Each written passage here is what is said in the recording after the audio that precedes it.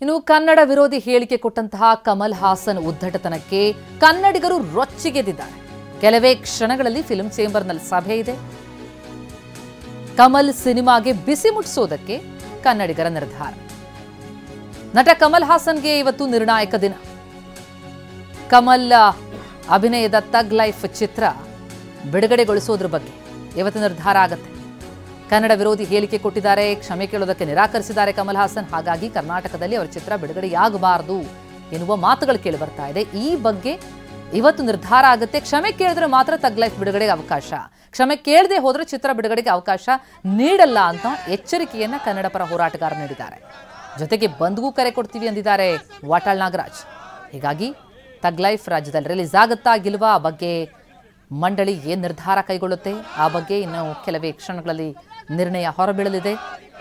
ನಿರ್ಣಾಯಕ ಸಭೆ ಇದು. ಕೆಲವೇ ಕ್ಷಣಗಳಲ್ಲಿ ಸಭೆಯಲ್ಲಿ ನಿರ್ಧಾರ ಆಗುತ್ತೆ. ತಗ್ ಲೈಫ್ ಚಿತ್ರ ಬಿಡುಗಡೆ ಮಾಡಬೇಕೋ ಬೇಡವೋ ಅನ್ನೋದ್ರ ಬಗ್ಗೆ ಇವತ್ತು ನಿರ್ಧಾರ. ಇನ್ನು ಕಮಲ್ ಹಾಸನ್ ಕ್ಷಮೆ ಕೇಳಬೇಕು ಎನ್ನುವ ಪಟ್ಟು ಹಿಡಿದಿದೆ ಫಿಲ್ಮ್ ಚೇಂಬರ್. ತಗ್ ಲೈಫ್ ಚಿತ್ರದ ವಿತರಕರನ್ನ ಸಂಪರ್ಕಿಸಿದೆ ಫಿಲ್ಮ್ ಚೇಂಬರ್. ವಿತರಕನಿಂದ ಪ್ರೊಡಕ್ಷನ್ ಹೌಸ್ಗೆ ಕ್ಷಮೆ ಕೇಳುವಂತೆ ಮನವಿ. ಪ್ರೊಡಕ್ಷನ್ ಹೌಸ್ ಕಮಲ್ ನಿರ್ಧಾರ ಏನು ಎನ್ನುವುದು ಈಗ ಸದ್ಯದ ಕೌತುಕ.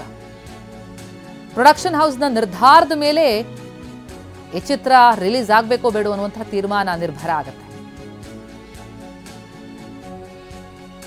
ತಮಿಳಿನಿಂದ ಕನ್ನಡ ಹುಟ್ಟಿದ್ದು ಎನ್ನುವಂತಹ ವಿವಾದಾತ್ಮಕ ಹೇಳಿಕೆಯನ್ನ ಕಮಲ್ ಹಾಸನ್ ಕೊಟ್ಟ ಬೆನ್ನಲ್ಲೇ ಇಷ್ಟು ದೊಡ್ಡ ವಿವಾದ ಏರ್ಪಟ್ಟಿರೋದು. ಜೊತೆಗೆ ಕನ್ನಡಿಗರ ಮನಸ್ಸಿಗೆ ನೋವಾಗಿದೆ ಎನ್ನುವಂತಹ ವಿಷಯವನ್ನ ಕಮಲ್ ಹಾಸನ್ಗೆ ತಲುಪಿಸಲಾಯಿತು. ಆದರೂ ಕೂಡ ನಾನೇನು ತಪ್ಪು ಮಾಡಿಲ್ಲ, ತಪ್ಪು ಮಾಡಿದರೆ ಸಾರಿ ಕೇಳ್ತಿದ್ದೆ ಎನ್ನುವಂತಹ ಹೇಳಿಕೆ ಕೊಟ್ಟರು. ಆ ಹೇಳಿಕೆ ಮತ್ತಷ್ಟು ಆಕ್ರೋಶಕ್ಕೆ ಕಾರಣ ಆಗಿದೆ. ಈಗ ಕಮಲ್ ಕ್ಷಮೆ ಕೇಳೋವರೆಗೂ ಬಿಡಲ್ಲ ಅಂತಿದ್ದಾರೆ ಕನ್ನಡ ಪರ ಹೋರಾಟಗಾರರು. ಫಿಲ್ಮ್ ಚೇಂಬರ್ ಕೂಡ ಇದನ್ನೇ ಪಟ್ಟು ಹಿಡಿದಿದೆ. ಈಗ ತಗ್ ಲೈಫ್ ಚಿತ್ರ ರಿಲೀಸ್ ಮಾಡಬೇಕು ಬೇಡವೋ ಅನ್ನೋದ್ರ ಬಗ್ಗೆ ನಿರ್ಧಾರ ಆಗಲಿದೆ. ಸಭೆ ನಡೆಯುತ್ತೆ.